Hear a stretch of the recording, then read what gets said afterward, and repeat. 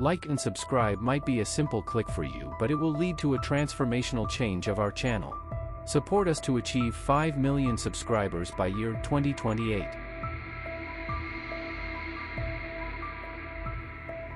In the opening sequence, we observe a single cell dividing into multiple others.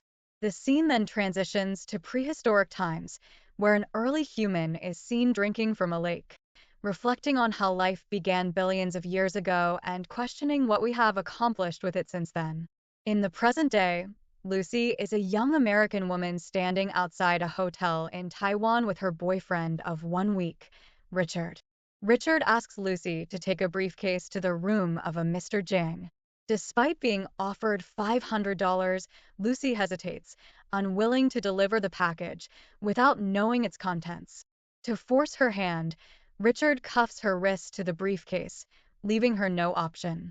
Nervously, Lucy enters the hotel lobby, informs the receptionist that Richard has sent her to Mr. Jiang, and gives her name. Through the window, she sees Richard smiling in an attempt to reassure her, but moments later, he is shot dead. A group of thugs emerges from the elevator and forcibly escorts Lucy to Jiang's apartment. There, she is horrified to see bloodied bodies strewn across the floor, causing her to vomit. Jiang, with blood-stained hands, appears and uses a phone to have a man translate for Lucy, who is crying, confused, and terrified. Jiang writes the number 140 on a piece of paper, indicating the code to open the briefcase. He then steps into another room as his men ready their guns and shields. When Lucy opens the briefcase, it reveals 4 1-kilogram bags filled with blue powdered crystals. Jiang brings in a man under the influence of drugs and forces him to inhale some of the blue substance. The man convulses briefly before bursting into hysterical laughter, only to be shot in the head by Jiang. Lucy is then ordered to complete a task, but she refuses until she is struck unconscious. Lucy wakes up in a hotel room with a bandage on her abdomen. Jiang's men enter, throw some clothes at her, and take her to meet Jiang along with 3 other men. A British man, known as the Limey, explains to Lucy that she and the others have had a drug called CPH4 surgically implanted in their lower intestines. The drug is expected to be a major player in the market, and they intend to smuggle it globally. Afterward, Lucy is taken to a room and shackled, where one of the thugs attempts to assault her. He begins kicking her in the stomach, right where the drug was implanted, causing the bag to tear and the powder to leak into her system. Lucy's body reacts violently as she writhes and thrashes around the room, even reaching the ceiling before collapsing onto the floor. Meanwhile, we are introduced to Professor Samuel Norman, who is delivering a lecture on his research into the brain's capacity. He explains what might occur if humans were able to use more than the commonly suggested 10% of their brain's capacity, discussing its potential responses to different environments that could lead to immortality or reproduction. Essentially, if an individual disliked their environment, they might choose immortality and relocate. However, if they were content, they would opt to reproduce. Norman posits that if humans could access 40% of their brain power, they might be able to manipulate matter. This concept is illustrated with footage of a magic show. When a student inquires about the outcome if humans could reach 100% of brain usage, Norman admits that he has no idea. Lucy awakens with her eyes glowing a vivid blue. She sits up, noticeably calmer. A thug enters the room, and Lucy seductively spreads her legs, luring him closer. The thug, grinning, places his gun on the table and approaches her. Lucy swiftly grabs his belt, flips him over, and pulls the table toward herself to seize the gun. After freeing herself, she proceeds to shoot the other thugs who are distracted, eating. Lucy gets shot in the shoulder but manages to remove the bullet without feeling any pain. Outside, she finds 2 taxi drivers, shoots one in the leg, and forces the other to drive her to the hospital. On the way, her heightened senses allow her to hear conversations happening outside the car. When she arrives at the hospital, she can clearly understand the signs as if they were in English.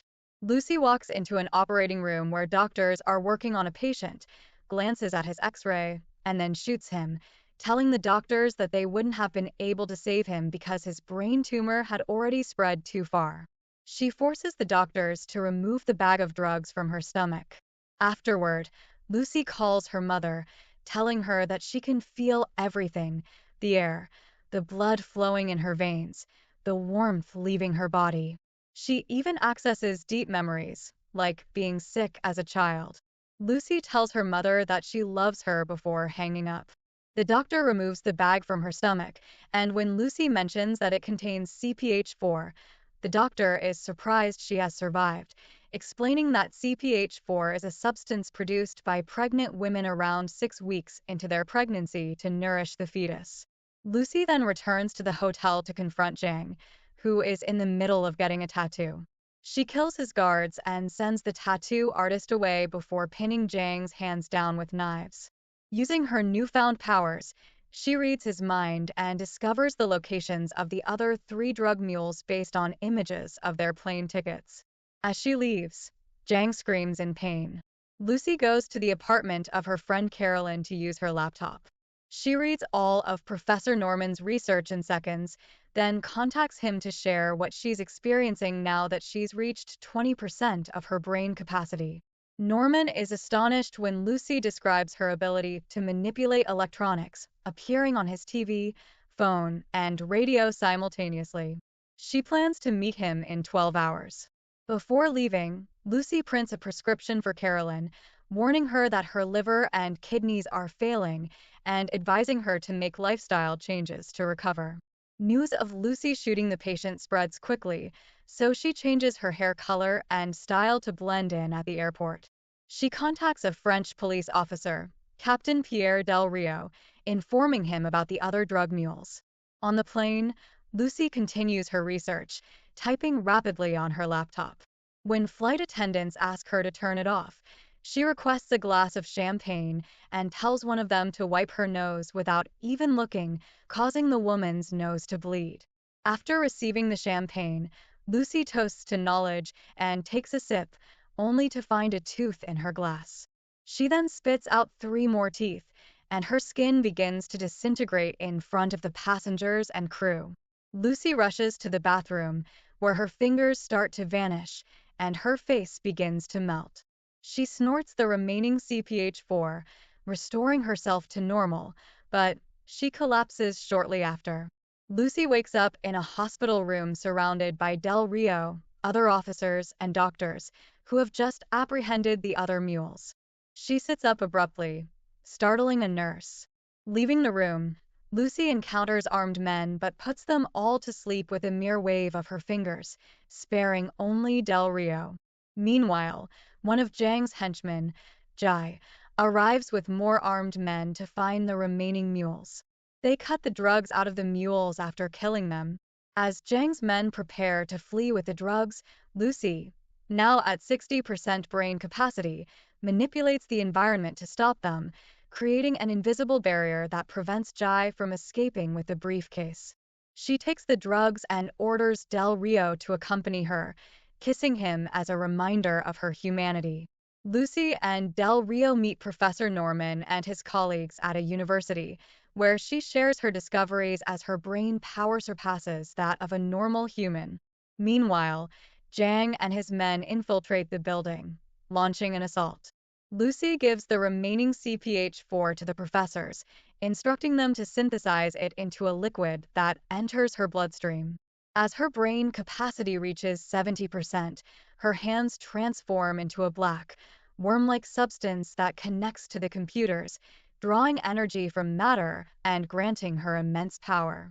With her brain capacity still increasing, Lucy begins manipulating matter in the room, creating a New Age supercomputer before the stunned professors.